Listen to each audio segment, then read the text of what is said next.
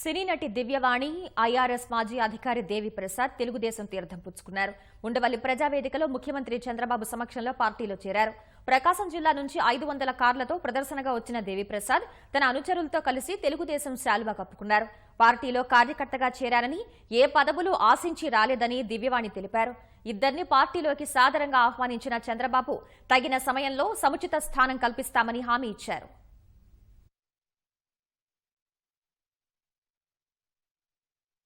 ఆ డెవలప్మెంట్ చూస్తున్నప్పుడు ఇక్కడ పుట్టిన అమ్మాయిగా నాకు చాలా సంతోషం అనిపించింది.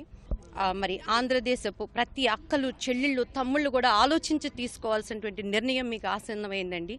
ఆయన ఒక కష్టజీవి అండి, నిరంతరము కష్టపడే జీవి.